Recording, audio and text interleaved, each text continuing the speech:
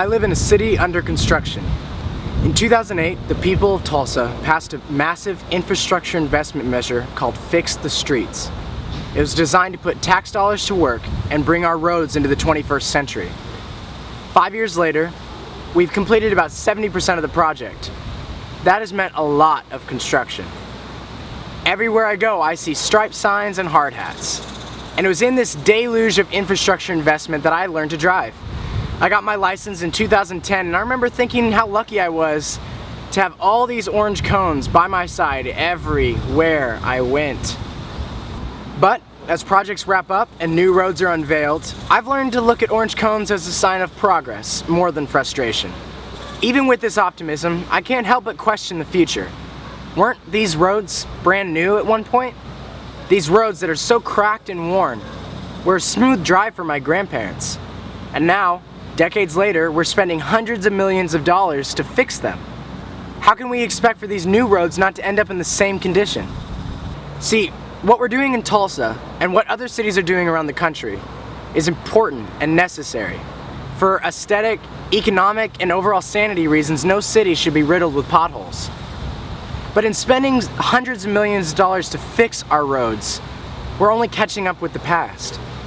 How can we make progress into the future? Well, there are a million answers to that question. I'm going to explore just one. Roads are worn down over time by weather and use.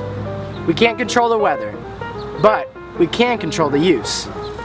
As often seen in the history of highways in America, adding lanes to alleviate traffic often results in those lanes just becoming as clogged as the ones before. If we are to solve the traffic problem and ultimately create cheaper and more beautiful roads, we have to change our behavior. We must build our infrastructure according to scale. Most of my trips are shorter than a few miles. I would love the option of walking these daily trips, but because of a lack of pedestrian infrastructure in town, it's simply not a safe option. If only my part of town was built with a neighborhood mentality, where all these daily necessities were within a few miles of each other, connected by sidewalks and bike lanes. It'd be transportation on a neighborhood scale. Sometimes I want to travel downtown or to an event on the other side of the city. These trips can exceed 10 miles. Driving may seem the best option, but with traffic the way it is and gas prices as high as they are, driving is increasingly stressful and expensive. This is where bus rapid transit comes in. Fast, circular bus routes that are more convenient and cheaper than driving. Cities across the world are implementing this new alternative system for city-scale travel.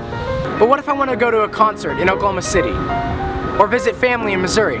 Well, this is where the interstate highway system comes in perfectly.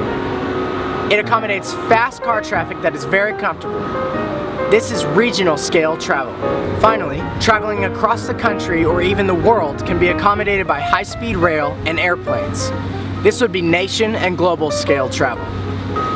We have to fix the streets we have now, but let's not limit ourselves to the ways of the past. Let's implement the next phase of innovation while keeping in mind patterns of scale.